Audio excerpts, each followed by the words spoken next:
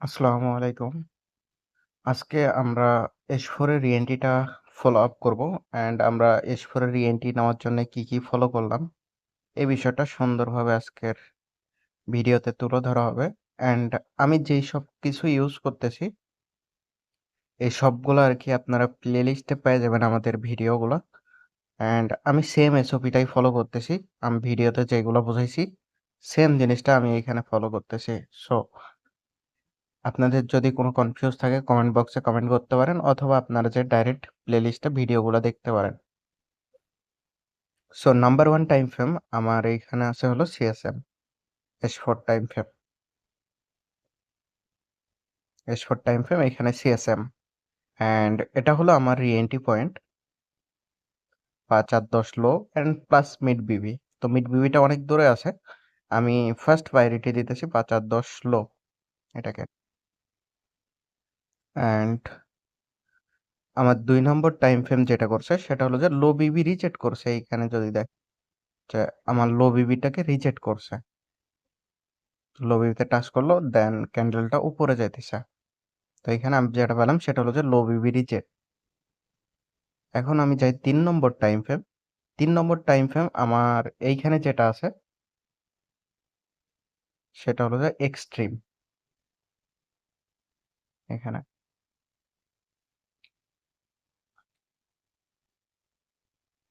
এখানে করছে হলো এক্সট্রিম। তো আমি যেটা প্রায়োরিটি দিব সেটা হলো যে এক্সট্রিম থেকে আমি বাই নিব, এটা আমার প্রায়োরিটি থাকবে। আমার এসএল টার্গেট যেটা হবে সেটা হলো যে এটার নিচে, এইখানে এসএল টার্গেট আমার। অ্যান্ড বর্তমান মার্কেট যেখানে আছে এটা আমার এন্ট্রি পয়েন্ট।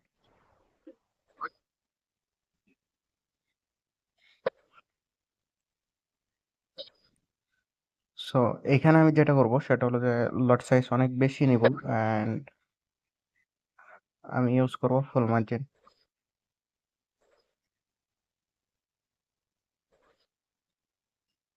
আশা করতেছি আপনারা বুঝতে পারছেন আমার এন্ট্রি রিটেন গুলো আমি কিভাবে ফলো আপ করলাম কি দেখে এন্ট্রি গুলো নিতেছি। এই বিষয়টা আশা করতেছি আপনারা বুঝতে পারছেন সুন্দরভাবে। যদি কোনো রকম ডাউট থাকে তাহলে আমাদেরকে কমেন্টে জানাইতে পারেন।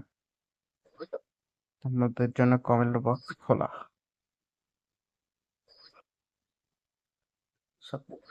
কমেন্ট বক্সে আপনার মূল্যবান মতামতটা জানাই দিবেন।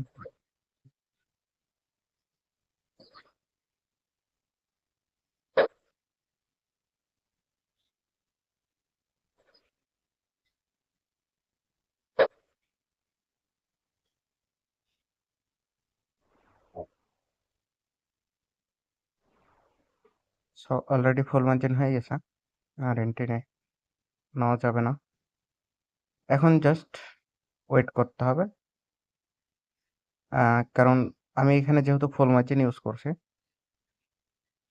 এটাতে হয়তো আমার অ্যাকাউন্ট এমসি হয়ে যেতে পারে। এখানে যদি আসে পুরোটা, পুরো মার্কেট যদি ডাউন হয় আমার যেটা এসএল টার্গেট আছে এখানে আসলে হয়তো বা এমসি হয়ে যেতে পারে, কারণ আমার লট সাইজটা অনেক বেশি আছে এখানে ব্যালেন্স অনুযায়ী। তো আপনারা যেটা করতে পারেন সেটা হলো যে লট সাইজ ছোট নেবেন, 1 সেন্ট 2 সেন্ট অথবা 10 সেন্ট, আপনার ব্যালেন্স অনুযায়ী নেবেন রিস্ক অনুযায়ী 1:2 1:3 এইভাবে নেবেন।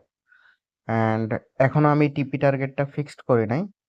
টিপি টার্গেটটা আমি কোন জায়গায় নেব? সো ফার্স্ট যেটা টার্গেট থাকে যে আমরা যখনই S4 এর রিএন্ট্রিটা নিই আমাদের ফার্স্ট টার্গেট থাকে হলো 5 আর 10 হাই। এটা হলো ফার্স্ট টার্গেট।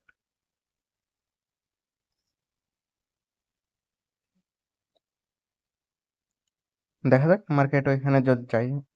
এখানে 1:1 এর বেশি পাবেন, 1:2 এর কাছাকাছি আর কি।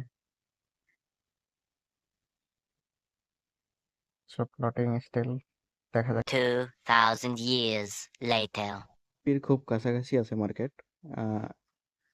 আমি যেটা করব সেটা হলো যে এখান থেকে কিছুটা আমি নাম্বার ওয়ান এক্সিট নেব। অ্যান্ড দেখতে পাইতেছেন রেজাল্ট লাইভ আমি কিভাবে এন্ট্রি নিলাম, কি ফলো করলাম সব কিছু আমি দেখাই দিয়েছি ভিডিওতে, কোনো কিছু হাইড করা নাই। সো আমি এখান থেকে যেটা করব সেটা হলো যে কিছুটা এক্সিট নেব।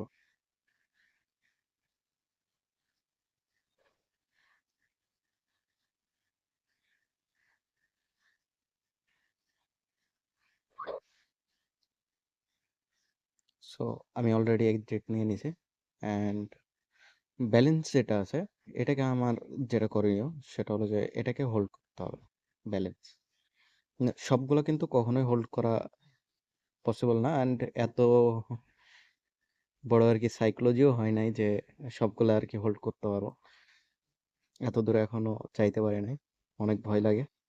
সো ইনশাল্লাহ সবগুলো হোল্ড করা যাবে না। আমাদেরকে টিপি কিছু নিতে হবে। কারণ আমাদের এসএল টার্গেট ছিল অনেক বড়।